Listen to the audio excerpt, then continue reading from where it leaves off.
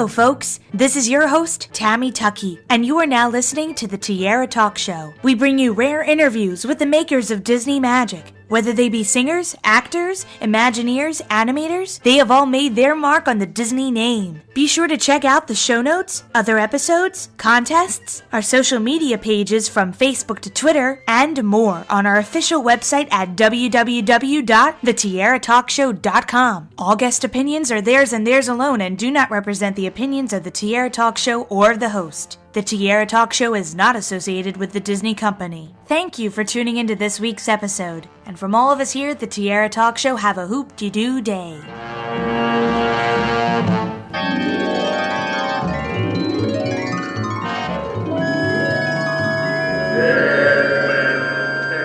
I'm excited to welcome this week's Tiara Talk Show guests, Randy and Suzanne Ogren, to the show. Welcome, you two. Hi. Great to be with you. And I know everybody knows me on Twitter and everything as Randy, but I actually go by RJ. But when he was at Disney, his name tag said Randy. So. Well, there you go. Anyway, it's great to have both of you on the show. You both have worked for the Disney Company in the past, and we're featuring you both on our Cast Member Corner segment because originally you were both Disney cast members, which we'll get into in a quick second. But I thought you both would like to talk about how maybe first, but the both of you met in the theater industry, which is amazing, and how you kind of evolved into working for Disney. All right. Yeah, we're still doing theater too. I'll let Suzanne tell you how we met. Okay, we actually met in high school. I was on stage, he was working backstage, and it took a while. We didn't get married till we were in our early 20s, but we were friends for a long time and never stopped doing theater. We're still doing theater. Our son is a professional actor. Our daughter acted when she was younger. Two of our grandsons have been on stage several times, so it's in the blood or something. RJ and I both had really positive ideas about working in the entertainment industry, but he is an artist and me as a dancer. And through a series of things, which people could read about in our book Together in the Dream, which is about our Disney years, we finally got to work for Disney, which is what both of us really wanted. And it wasn't easy. No. Can't give up. But no. But it was worth it. Definitely worth it. First, RJ, you started as a monorail pilot just to get your foot in the door, correct? Yes. It is a lot of fun. And I was only on a monorail for 3 months when I was hired as a management artist. But I tell you, one of the funny things was we used to also do the spiels on the hotel line, and we had to do it in English and in Spanish. And I don't speak Spanish, but being an actor, I worked really hard at getting it just right when I was speaking the Spanish. Yeah. But I kind of took his place on monorails, and I was there a year and a half, trying to get into the entertainment and get a dance audition to be in the character department. But I loved my time on monorails, and I talk about it a lot in our book, and that was like our second home for a while. Yeah, we loved having people in the cab, and for all the years we were there, and whenever we were just going out as guests, we liked being in the cab, we'd always go. And so did our kids. And then you moved up to becoming a talent manager for the company. Yes, well, I worked in entertainment management, not as much with the talent, although I did interact with them for various things. I worked in special events. I did things like a wine tasting with the Smothers Brothers. That was great fun. Love those guys. They were terrific. And different things for conventions, huge conventions. We're talking things that went on for a week, and we had shows in the evening for their dinners. And it was a lot of preparation, a lot of organization, a lot of very detail-oriented things. In convention venues all over the property, I actually had an expense account to travel on property because I did so much driving around to all the different hotels all day long. But it was a lot of fun. Great memories. We just had a reunion down there of entertainment people, and I got to see some people I'd worked with and hadn't seen in like 30 years. So that was really cool. And by the way, Zoo Crew people were there then too. They didn't call them fur characters then, they were called Zoo Crew. And we all talked about what a wonderful experience that was to be part of the early decades of Disney, because it's so different now. And I wanted to get back, RJ, to Another main point that you did with the company was a lot of painting with the skin, whether it be animals or, auto-animatronic figures of human beings, or also murals with the Haunted Mansion. The skin painting, from what I read and what I was researching, it's very, very different with the human being characters as opposed to the animal characters. Can you go into further detail as to why that is? Yes, the skins back then were made from reconfigured hot melt vinyl glue. All right, so we had to cut out portions where the eyes were in any figure. We had to melt if the figure talked or its mouth opened and closed, we had to melt from the back of the skin, we had to melt that into the spring mechanism for the moving mouth. We were the only ones allowed to do that. And the animal skins were thicker, and they had a texture to them. So you could make mistakes and nobody'd see it was you're trying to melt the skin together and wrap it around a figure and everything. So that was a bit easier, but the human skins were thin, almost like your own skin. And when you tried to work on something, or even like cutting out around the eyes or something, if you made a mistake, the skin would bubble and you couldn't fix it. You could not fix it no matter how hard you tried to make it look normal again. So you had to start over. So I spent probably, I know it was many months, at least 6 months or more, working on old skins before they felt I was good enough to do one onto a figure that was in a show. And that was the same way with painting. We had to paint with the human skins with a small artist brush, like an oil brush, and you had to paint very quickly because the acetone-based paint dried so fast. If you stopped, your brush stuck to it, the skins. And then when you try to take it off of there, it actually would pull the bristles out of the brush.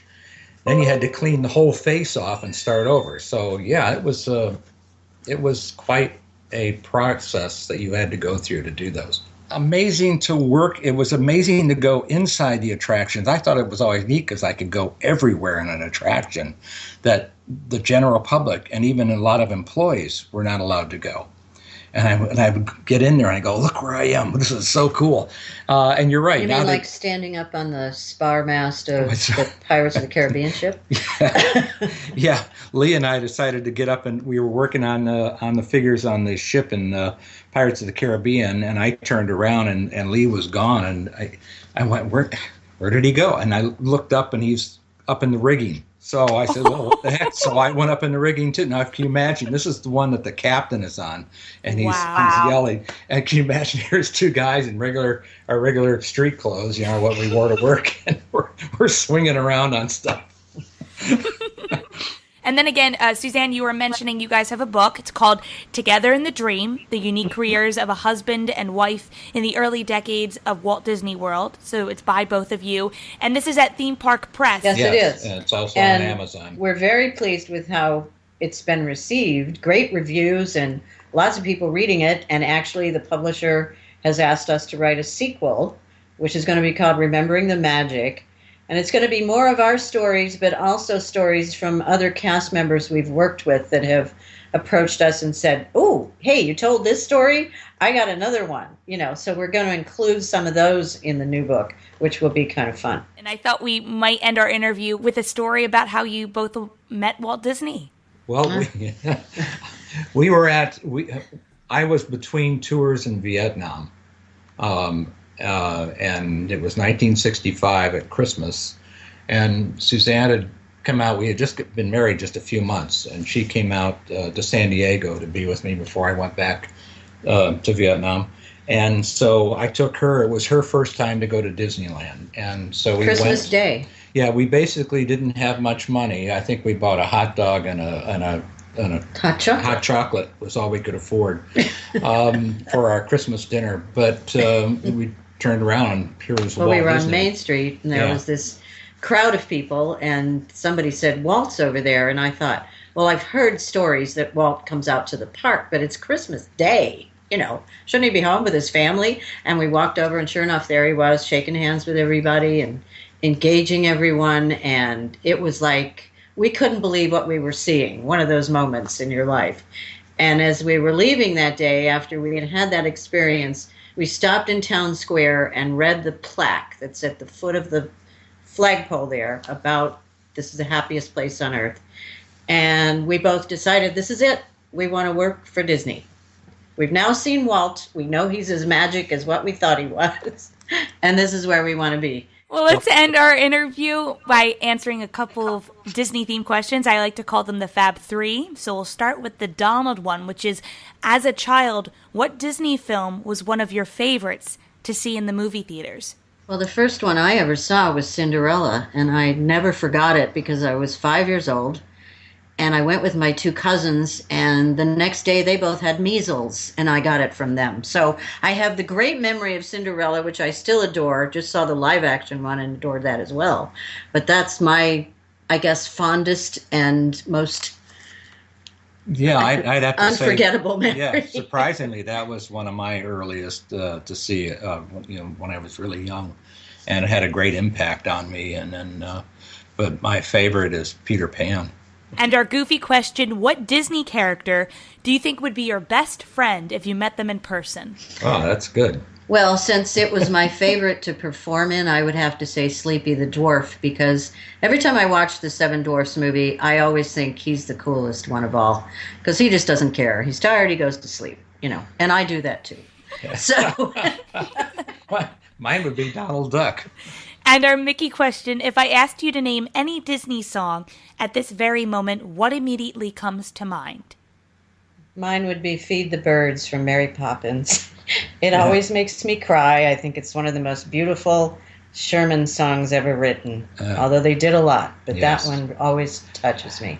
When You Wish Upon a Star. Cannot thank you both enough for your time and for coming on the show. It was wonderful to speak with you, and we'll have to have you again on the show for your second book, to promote your second book. We would love that, and we thank you so much. We really appreciate it, and it was fun. Yeah, they can go on our website. Actually, I changed the website for both of us and see other books we've got coming out.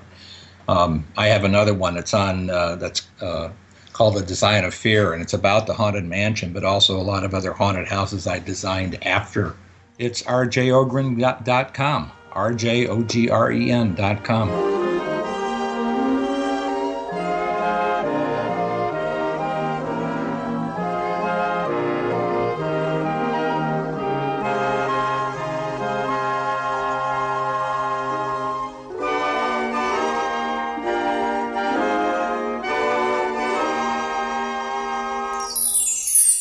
Please stand clear of the doors. Por favor, manténganse alejado de las puertas.